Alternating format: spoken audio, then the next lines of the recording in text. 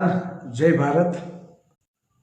વાત કરવાની છે રાજકોટના જંગલેશ્વર વિસ્તારમાં જે આજે ડિમોલેશન થયું છે તે બાબતે। અને હર્ષભાઈ સંઘવી જે રાજ્યના ગૃહમંત્રી અને ઉપમુખ્યમંત્રી છે જેને જે નિવેદન આપ્યું છે તે બાબતે એમને જવાબ આપવા માટે લાઈવ કરવાનું ખાસ કારણ છે। એટલે જે પણ મિત્રો લાઈવમાં આવે તો આપણા હર્ષભાઈ સંઘવી સુધી આપણી વાત પહોંચે, આ સરકાર સુધી આપણી વાત પહોંચે તેઓ બધા મિત્રો પ્રયત્ન કરજો। કેમ કે આજે જે બફાટ કર્યો છે બરાબર, તો તે બાબતે એમને જવાબ આપવો તો બને। કેમ કે જે એને પોતાના હોદ્દા ઉપર બેસીને જે બફાટ કર્યો છે, જે નિવેદન આપ્યું છે તે ખરેખર સ્વીકારવા લાયક નથી અને નિંદાપાત્ર છે। એટલે બીજા ઘણા લોકોના ધ્યાનમાં તે નિવેદન આવ્યું હોય કે ના આવ્યું હોય મને ખ્યાલ નથી। વિરોધ પક્ષના એક પણ નેતાનો તે બાબતે એક પણ જાતનું નિવેદન પણ આવ્યું નથી। એટલે હજી વિરોધ પક્ષ ઘોર નિંદ્રામાં સૂતું હોય તેવું લાગે છે। કેમ કે આવો બફાટ કરીને વહી જાય રાજ્યના ગૃહમંત્રી, ઉપમુખ્યમંત્રી, અને છતાં વિરોધ પક્ષનો એક પણ નેતા એ નિવેદન બાબતે બે શબ્દ ના બોલે તો કંઈ વાંધો નહીં, એની કમી આપણે પૂરી કરી દઈએ। એટલે ખાસ હર્ષભાઈ સંઘવીએ જે નિવેદન આપ્યું છે તે નિવેદનને આપણે જવાબ આપવાનો છે। એટલે જે પણ મિત્રો લાઈવમાં આવે તો શેર કરજો અને કોમેન્ટ કરજો અવાજ કમ્પ્લીટ આવે છે કે નહીં, એટલે આપણે આપણી વાતની શરૂઆત કરીએ। અને ખાસ આ આજનો વિડીયો આ રાજ્યના ઉપમુખ્યમંત્રી અને ગૃહમંત્રી માટે જ છે। કેમ કે એણે જે બફાટ કર્યો છે, એમણે જે નિવેદન આપ્યું છે એ નિવેદનનો જવાબ તો એને સાંભળવો રહ્યો, વિરોધ પક્ષના નેતાઓ આપે કે ના આપે, પણ આપણે 100% આપવાનો છે। આ દેશ બંધારણથી ચાલે છે, પણ ભાજપના શાસનકાળમાં સત્તા એવા લોકોના હાથમાં આવી ગઈ છે કે લગભગ બંધારણનું આ લોકોને કંઈ લેવા દેવા હોય એવું લાગતું નથી। પોતાની રીતે નિર્ણયો લેતા હોય, પોતાની રીતે આ ગુજરાતમાં ઠોકમ ઠોક બોલાવતા હોય એવું વાતાવરણ બનાવી લીધું છે। અને શા માટે હું આવું કહું છું એ તો ગૃહમંત્રીનું નિવેદન તમે સાંભળો ને એના ઉપરથી જ ખ્યાલ આવશે બરાબર। એ હું કહી થોડાક મિત્રો લાઈવમાં આવી જાય પછી આપણે એની ચર્ચા કરશું। પણ આખા ગુજરાતમાં જ્યાં જ્યાં ડિમોલેશન થાય છે, આ ડિમોલેશન બરાબર કયા સમુદાય ઉપર થાય છે તે પહેલાં સર્વે કરવાનું। મકાનો કેમ કોળી ઠાકોર સમાજના પડે, કેમ માલધારીના પડે, કેમ ભરવાડ, આહિર, રબારી, મિસ્ત્રી, બરાબર, ઓબીસી, એસસી, એસટી કે માઇનોરિટી સમાજના લોકોના જ મકાનો કેમ પડે છે, આ એક ચર્ચાનો વિષય છે। અને આનો પણ સર્વે થવો જોઈએ। અને સર્વે ન કરો તો એ દેખીતું છે। તમે જે વિસ્તારમાં રહેતા હોય, જે સિટીમાં કે જે શહેરમાં રહેતા હોય ત્યાં તમે ખાલી સર્વે કરજો કે સૌથી વધારે મકાનો અને સૌથી વધારે ડિમોલેશન થયું હોય તો કયા સમુદાયના માં થયું હોય। એનું એક કારણ કે તમે 20, 25, 30 વર્ષ પહેલાં જાઓ ને તો આપણામાં એટલું શિક્ષણ નહોતું બરાબર। 100 વર્ષ 50 વર્ષ પહેલાં જાઓ તો આપણે ભણવાનો અધિકાર પણ આપને નહોતો, આ ભરસટ હતી બરાબર ને। આજે પણ તમે કામે જાઓ ને, મારી પાસે પરમ દિવસે એક વિડીયો આવ્યો, કોઈ કારખાનામાં કામ કરવા જાય છે દલિત સમાજના મિત્રો, તો ત્યાં જગ અલગ અલગ રાખેલા હોય, દલિત સમાજ માટે જગ અલગ અને બીજા માટે પણ અલગ। આ વાસ્તવિકતા છે, મારી પાસે પ્રૂફ છે પરમ દિવસનું।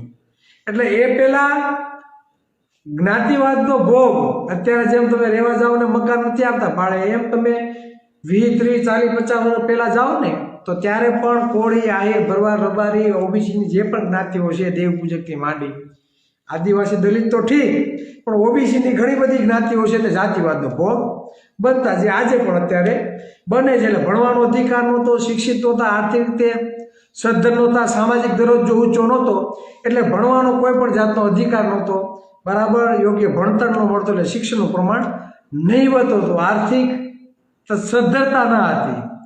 આ વાતાવરણને કારણે જે લોકો જ્યાં સ્થાયી ત્યાં રહેવા માંડ્યા બરાબર। અને જ્યાં ડિમોલેશન થાય છે, જંગલેશ્વરમાં એમ કહે છે કે 40, 50, 50 વર્ષ થયા અમે રહીએ છીએ 40-50 વર્ષ એટલે તમે વિચાર કરી લેજો, બરાબર, 70-80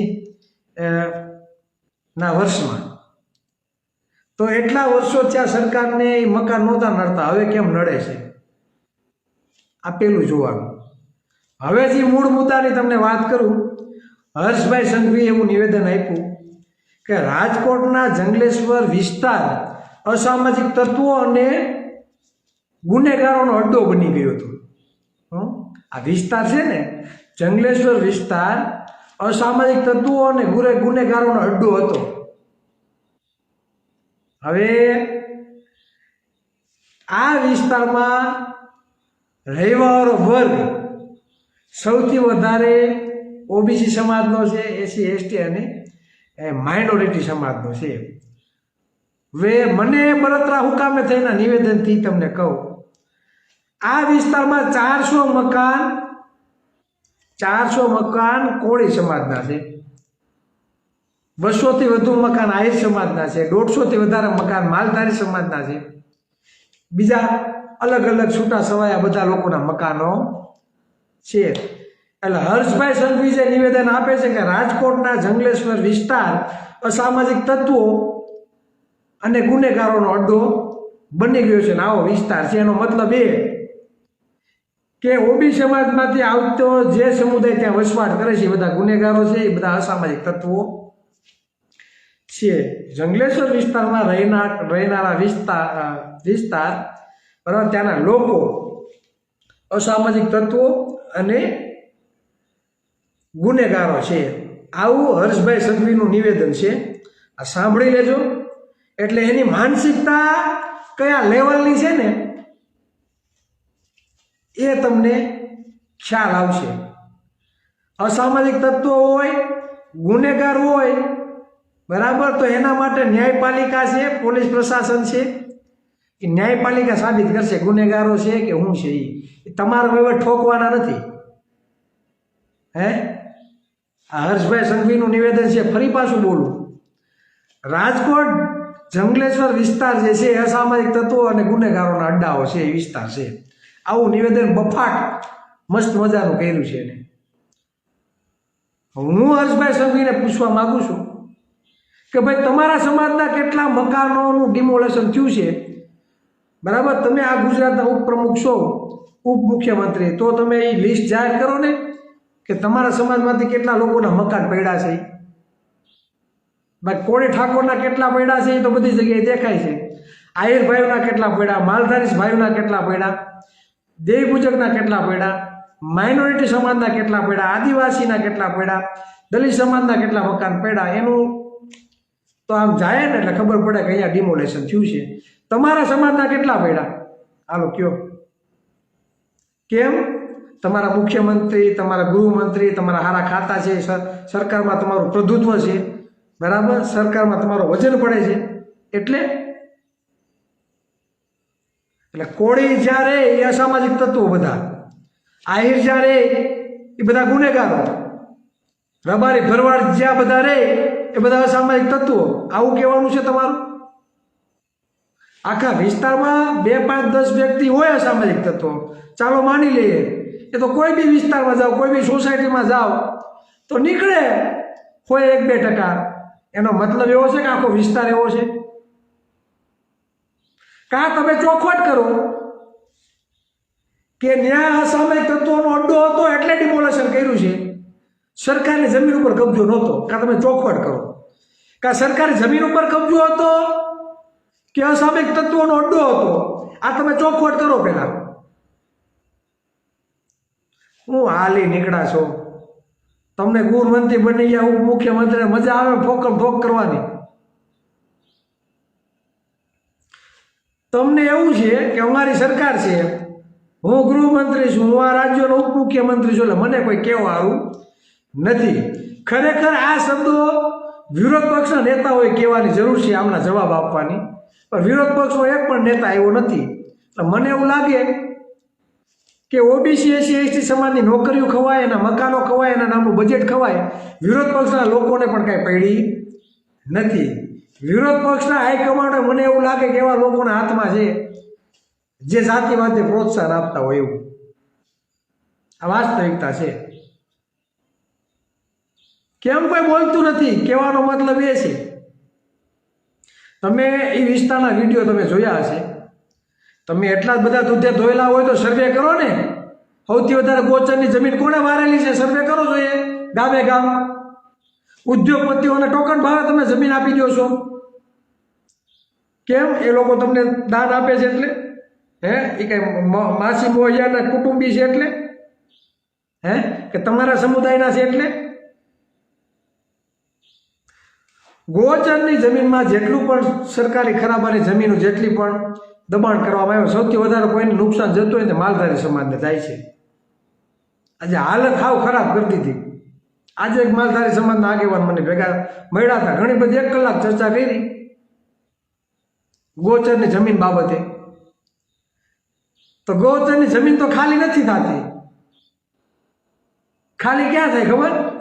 જ્યાં ઓબી સમાજ સૌથી વધારે રહીને ત્યાં ખાલી થાય, બીજી કોઈ જગ્યાએ થાય નહીં. આ વાસ્તવિકતા છે. સોમનાથ બાજુ થઈ કે નહીં?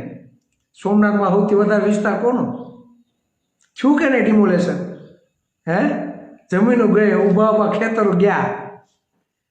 ખાલી કરો તો બધે કરો, ખાલી કરો તો બધે કરો ને ખાલી. કેમ ચોક્કસ સમુદાયને ટાર્ગેટ કરવામાં આવે છે?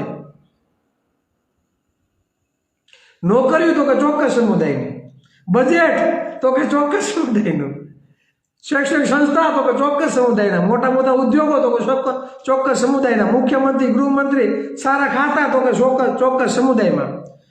ટેક્સ લેવાનો તો સૌથી વધારે આપણી પાસેથી, ધોકા મારવાના તો કે આપણે, આંદોલન કરે તો ભરી લેવાના તો કે આપને. આ વાસ્તવિકતા છે. સૌથી વધારે ગેરરીતિઓ શિક્ષણમાં થાય છે ને સૌથી વધારે નોકરીઓ આપણી ખવાય છે, પણ બોલવાળો બળનો દીકરો કોઈ મેદાનમાં આવતું નથી. એટલે જ ગામે ગામ ટીમ તૈયાર કરવાની ચાલુ કરી છે. એક મોટ ટીમ તો તૈયાર થવા દો. તમને એક એક મતની ભીખ માગતા ન કરી દે ને તો અમે સમ્રાટ અશોકના વંશજો નહીં ભાઈ, જે અખંડ ભારતનો શિલ્પી હતો. અને એના શાસનકાળ દરમિયાનમાં આ દેશમાં વિશ્વવિદ્યાલયો હતી. અને આજે શિક્ષણ તો કે ખાડે વહી ગયું. ગામની શાળાઓ તો કે બંધ. આર્થિક રીતે જે લોકો સદ્ધર છે બરાબર, તેના બાળકો ઇંગ્લિશ મીડિયમમાં ભણે, 250-300 રૂપિયા દાડીએ જાય. એના ગામની સરકારી સ્કૂલ તમે બંધ કરી દીધી. આવી શિક્ષણમાં અસમાનતા. અને હવે વર્ગ 3ની એક્ઝામ તમે લેખિત આપવા જાઓ તો અંગ્રેજી ઉપર 40% લઈ આવવાના તમારા અંગ્રેજીમાં. આવી ગેરરીતિઓ થાય છે. તો અંગ્રેજી શાળામાં ભણ્યા જ નથી કોઈથી, બરાબર, ધક્કા ગાડીએ પૂગ્યા હોય તો અંગ્રેજી ક્યાંથી આવડવાનું? અમારા છોકરા ખડતલ છે, દોડીને માર્ક લઈ આવે તો દોડના માર્ક કાઢી નાખવાના. એટલે આવું બધું થાય છે. અને જ્યાં લગી તર્ક સાથે આગળ નહીં વધો અને વિચારશો નહીં ત્યાં સુધી કોઈ વસ્તુ કાંઈ થવાની નથી. જંગલેશ્વર વિસ્તારમાં જે ડિમોલેશન થયું, જો ત્યાં તમે આંદોલન કર્યું હોત ને, આમાં ઊભા રહી ગયા તો હું તમને કહી દઉં, તમારા ઉપર 307 દાખલ કરે, ફરજ દુખાવાનો ગુનો દાખલ તમારા ઉપર કરી દે. આ લોકોને જાડી ચામડી વાળાને કોઈ જાતનો કાંઈ ફેર પડે જ નહીં. હું કામે ખબર? એની સરકાર છે, મજા આવે એમ કરશે, મજા આવે એવા નિર્ણયો લે, મજા આવે ને જેલમાં ઠોકશે. એને એમ લાગે ને ચિરાગભાઈ નડે છે એટલે ચિરાગભાઈનો રેકી ચાલુ કરી દે. ચિરાગભાઈ ક્યાં ભૂલ કરે છે, ચિરાગભાઈને સીધા ઉપાડ લેવાના. આ વાસ્તવિકતા છે. ચિરાગભાઈ બોલવામાં ભૂલ કરે તો ચિરાગભાઈને ઉપાડી લેવાના થાય છે. આ વાસ્તવિકતા છે. કેમ કે આજે જે નિવેદન હલકી કક્ષાનું જે વાપર્યું છે ને અસામાજિક તત્વો અને ગુનેગારો, એટલે મને તો એવું લાગે કે આને એમ લાગે કે હું ખુદ જ ન્યાયતંત્ર છું, હું કે એ બધું હાઈલે રાખશે એમ. બરાબર. એટલે આ વાસ્તવિકતા છે. એટલે ગામે ગામ યુવાનોને તૈયાર થવાની જરૂર છે. બાકી કાલે જંગલેશ્વરમાં પડ્યા મકાન, કાલે તમારા ઘરે આવીને પડશે. એટલે આમ જ લોલમ લોલ બધી જગ્યાએ હાલે છે. બરાબર. એટલે જાગો. બરાબર. 400 મકાન કોડી ઠાકોરના છે. બરાબર, અમારા સમાજના કેટલા 400 મકાન હમણાં થોડાક જ ડિમોલેશન થયું છે, બીજા બધાનો વારો આવશે. આ સરકાર છે ને તાલકી બધાનો વારો આવશે.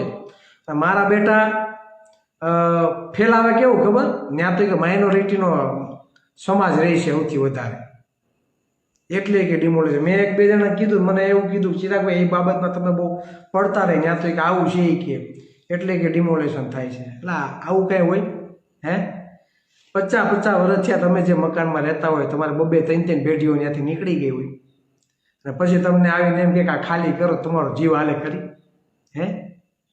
તમે એટલા જ બધા સાવકારના દીકરા હો, આ સરકારમાં બેઠા હોય તો એને બનાવી દો ને મકાન, ફ્લેટ બનાવી દો. ઉદ્યોગ ધારાસભ્યોને તો 3-4 4 BHK 5 BHK ના તમે ફ્લેટ આપો છો, તો આપો ને આ લોકોને પણ ફ્લેટ, અને પછી કરો ડિમોલેશન.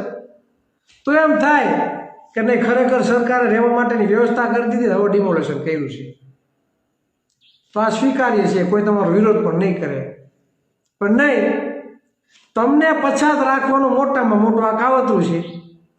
એક ભાઈનો મેં વિડીયો જોયો, તેણે એવું કીધું 25% લોકો જંગલેશ્વરમાં એવા હશે કે પોતાનું મકાન લઈ શકતા હશે, બાકી 75% લોકો એવા છે કે મકાન લઈ એવી પોઝિશન જ નથી. એટલે એનો હવે અમુક આવકનો ભાગ છે ને ભાડા ભરવા વહી જાય. એટલે 20-25 વર્ષ લગી પછાત રહેવાના છે. એમાં કોઈ જાતનો ફેરફાર કે પરિવર્તન આવવાનો નથી. ઘણા વિડીયા તમે એમ જોયું, બેનો બોલે છે કે મુસલમાને તો મકાન નથી દેતા, મુસલમાને તો ભાડે મકાન નથી દેતા. કેવા તો કોળી તો કે મકાન નથી દેતા, કેવા તો કે આહિર તો કે મકાન નથી દેતા, કેવા તો કે માલધારી તો કે અમને ભાડે મકાન આપતા નથી. આનું શું કરવું? આઝાદીના 75 વર્ષ પછી પણ આજે પણ જાતિવાદ તો આપણે ભોગ બનીએ છીએ. આ કઠણાઈ કેવા કોને જ આવી હે? આ કઠણાઈ કેવા કોને જ આવી? સવર્ણ સમાજના કોઈ ગઈ છે તેને કદાચ મકાન મળી જાય. આ કોળી, ઠાકોર, આહિર, ભરવાડ, આ બધી જ્ઞાતિઓને જાવું ક્યાં મકાન ભાડે ગોતવા? અને ભાડાની વાત આવે તો 10,000 15,000 કે એવા ભાડા છે. અને ત્યાં તો મકાન લેતો કોઈ જોઈન્ટ ફેમિલીમાં રહેતું હોય તો 10-15 વ્યક્તિઓનું હાયરે ફેમિલી હોય તો આ મકાન ગોતવા ક્યાંથી? કોકની દુકાનો હશે, કોકના ઉદ્યોગ ધંધા હશે, આવું બધું હશે તો આ બધા બિસાડ આવે ચોપટ. એટલે એ પાછા 15-20 વર્ષ પાછા પાછળ ધકેલાઈ જાય. એટલે હર્ષભાઈ સંઘવીનું નિવેદન પાછું હું બોલી જાઉં કે રાજકોટના જંગલેશ્વર વિસ્તાર અસામાજિક તત્વો અને ગુનેગારોનો અડ્ડો. લ્યો બોલો હે? શું કામ? એટલા માટે કીધું કે ત્યાં OBC, SC, ST સમુદાય અને માઇનોરિટી સમુદાયના લોકો રહે છે. અને ઓલા સલેમને ગુનેગાર બતાવે છે, આ એના જેવું છે. અને એની હારે કાસળ આપણું કાઢવામાં આવે છે, સમજાય? ઓલા તો એટલું બધું નુકસાન નથી પહોંચાડતા, પણ એની વાહે આપણા બધાનું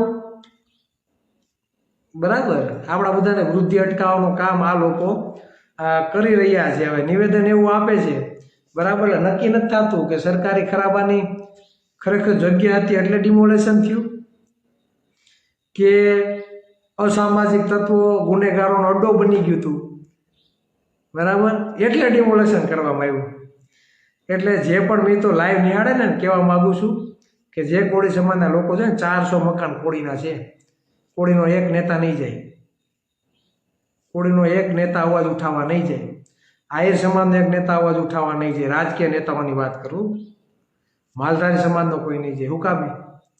ત્યાં પક્ષોના પ્રોટોકોલ લડે, બોલે ને એટલે કરી દે ફીટ. ફાઇલું પેક જ હોય, ખાલી ખોલવાની જ હોય. આ વાસ્તવિકતા છે. એટલે ગામે ગામ જાગૃતિ આપણે લઈ આવી અને મત ક્યાં આપવો ને એ આપણે નક્કી કરવું છે. આપણે સૌથી વધારે ટેક્સ ચૂકવીએ અને આપણા ટેક્સના પૈસા ત્યાં સરકાર ચાલે છે. દરેક ગવર્મેન્ટ કર્મચારીઓના પગારો થાય છે. તમારા ડિમોલેશનમાં જે પોલીસ પ્રશાસન મૂકી દીધું બરાબર, આ પાડવાનું જે કામ ચાલુ છે ને એ આપણા ટેક્સના પૈસાથી ચાલુ છે.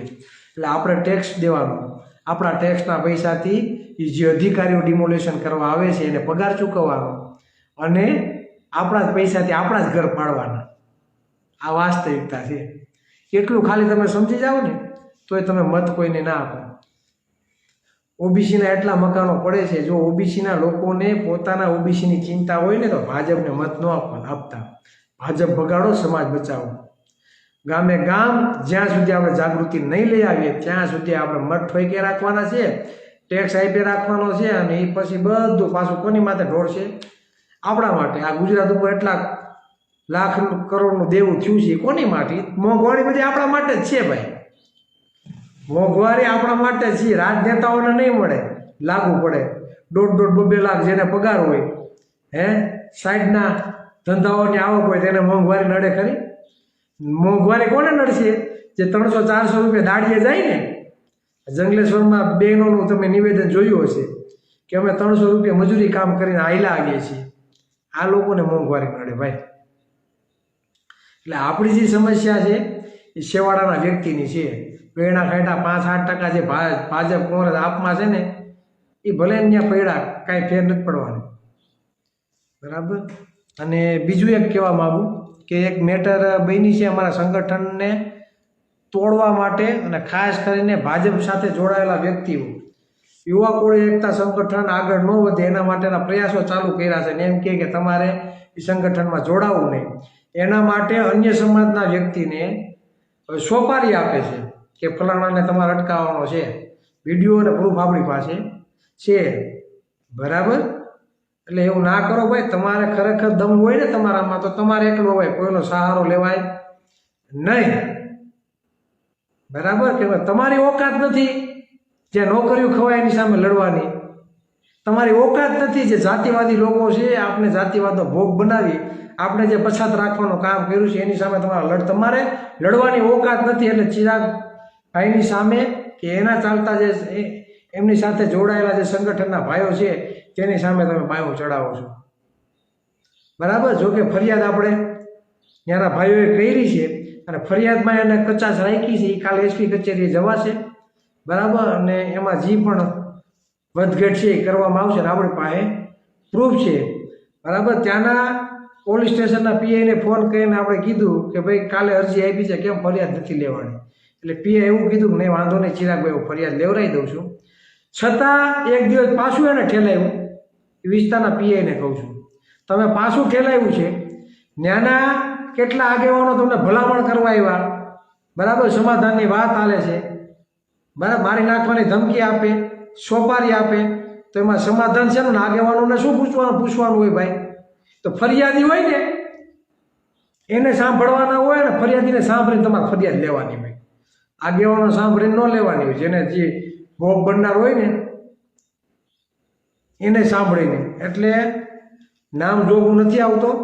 બરાબર. કેમ કે તમે અમારા ભાઈઓ છો, તમે કાંઈ અમારા દુશ્મન નથી.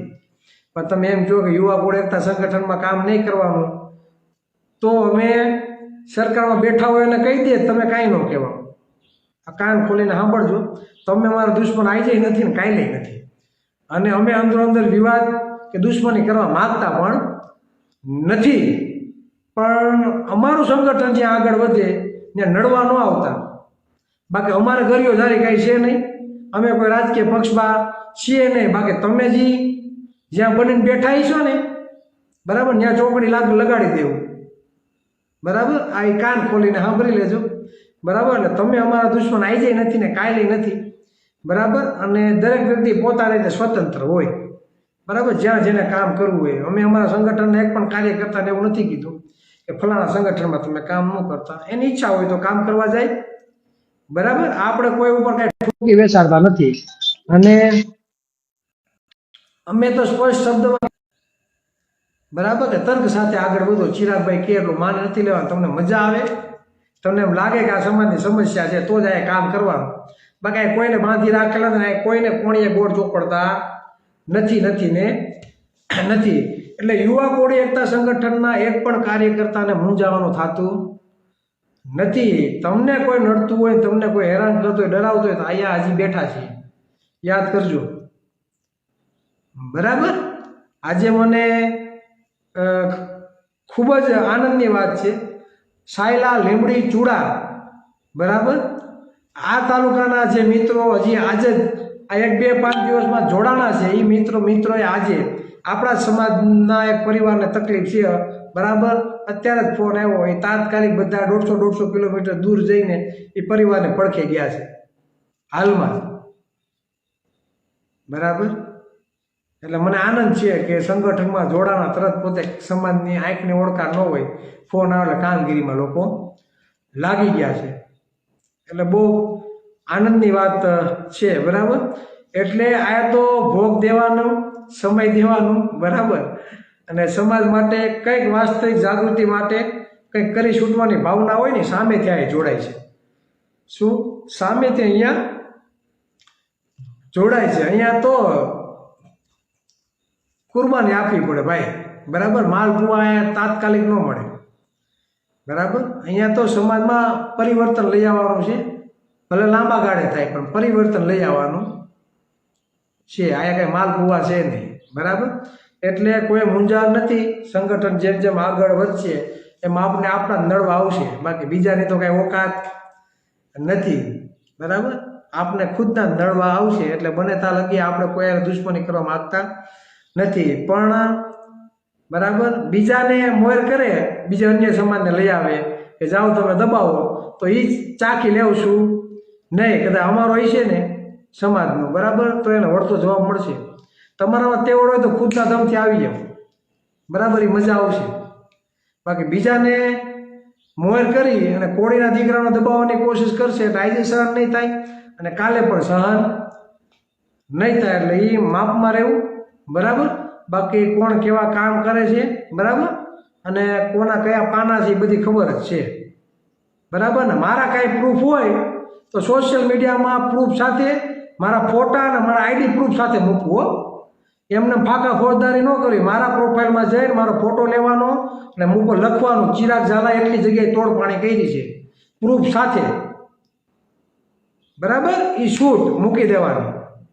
થૂકેલું ચાટવાની પાછી તેવડ હોય તો આ વટથી કહે છે. એટલે યુવા કોળી એકતા સંગઠનના એક પણ કાર્યકર્તાને જે નવા જોડાય છે, બરાબર, એને કોઈ દબાવવાની કોશિશ ના કરતા. બાકી છે ને હું 2-3 વર્ષ પહેલાં જે હતો ને પાછું ન આવું, રિટર્ન થવું પડે, બરાબર. કેમ કે આપણે ઘણું બધું ઓછું કરી દીધું છે.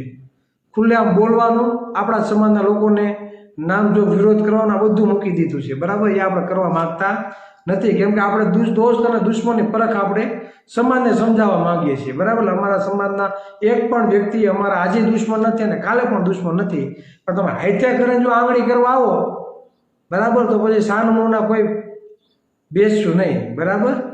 આ ધ્યાનમાં રાખજો. બાકી તમે ગમે કોઈ બી એમએલએના પડખે આવીશો, કોઈ બી સાંસદના પડખે આવીશો, કોઈ બીના પડખે આવીશો, અમને કાંઈ ફેર નહીં પડે, બરાબર.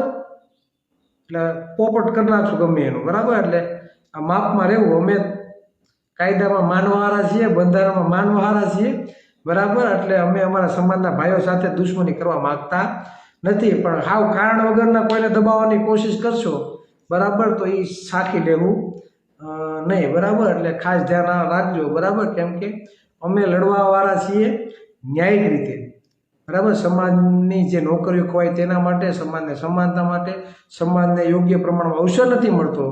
સમાજ જે ટેક્સ આપે છે તે ટેક્સના પ્રમાણમાં યોગ્ય બજેટ નથી મળતું, યોગ્ય આરોગ્ય, યોગ્ય શિક્ષણ, બરાબર, યોગ્ય અવસર નથી મળતો. આ બાબતે આપણી લડાઈ છે. આપણે કોઈને અન્યાય કરવા માંગતા નથી. પણ આ તો જે સમાજનું છે એ સમાજને એના ભાગમાં મળવું જોઈએ. આ લડ તમારી છે. અને લોગામાં લખેલું છે શાસક સમાજનું નિર્માણ, બરાબર. આ એ મગજમાં ફિટ કરજો. આના માટેની એમાં લડત છે. કદાચ ચિરાગ ઝાલાને એ જોવા નહીં મળે તો અત્યારે વાવેલું હશે, બરાબર. સંગઠનમાં જે લોકો અત્યારે કામ કરે છે કદાચ એને જોવા નહીં મળે, પણ આપણે વાવેલું હશે તો આપણે આવનારી પેઢીને તો જોવા પડશે કે નહીં. એના માટેની લડત છે. એટલે મહેરબાની કરીને 2 હાથ જોડીને આમ જો, 2 હાથ જોડીને વિનંતી કરું છું. ખરેખર કોળીનું લોહી હોય ને તો કોળીની સામે અમારી સામે બાયો ચડાવવા ના આવતા ભાઈ, બરાબર. તો તમારો આભાર છે. કેમ કે જ્યાં લડવાનું છે ને ત્યાં નથી લડાતો. તમે મોર આવીને ઊભા રહી જાઓ તો વાં ધ્યાન દેવું કે અહીંયા ધ્યાન દેવું? એટલે આ વાસ્તવિકતા છે, બરાબર. એટલે ખાસ કરીને જે કામ કરે ને કરવા દો, ટાટિયા ખેંચવાનું બંધ કરો, બરાબર. તમારા હોય તો તમે સંગઠન મજબૂત કરો ને, આપણે ક્યાં ના પાડીએ છીએ ભાઈ, બરાબર. અમે જાય છીએ બધે, કોળી સેનામાં જાય છીએ, બરાબર. માનધાતાના ઘણા મિત્રો સંગઠનના જાણીતા એની પાસે જાય છે, અમને કાંઈ વાંધો નથી ભાઈ.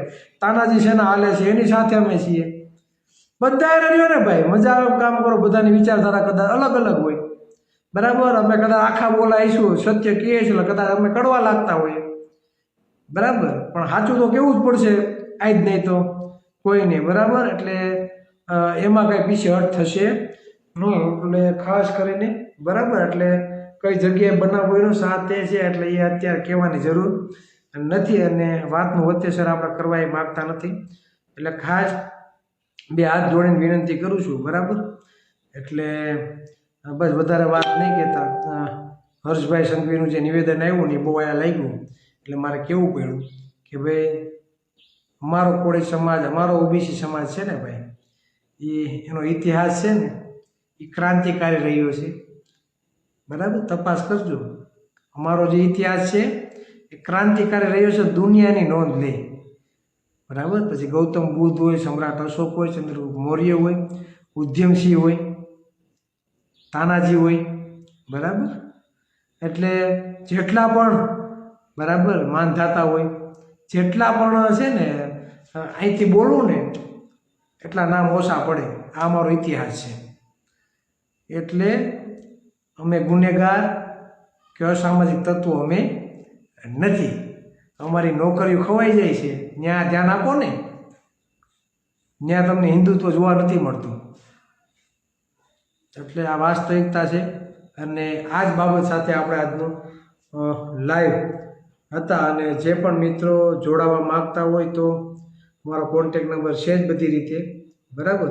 તો અમારી સાથે જોડાજો અને પોતાના ગામમાં પણ ટીમ તૈયાર કરજો. તે વાત સાથે ફરી પાછા મળીશું. જય સંવિધાન, જય ભારત, જય ઓબીસી સમાજ.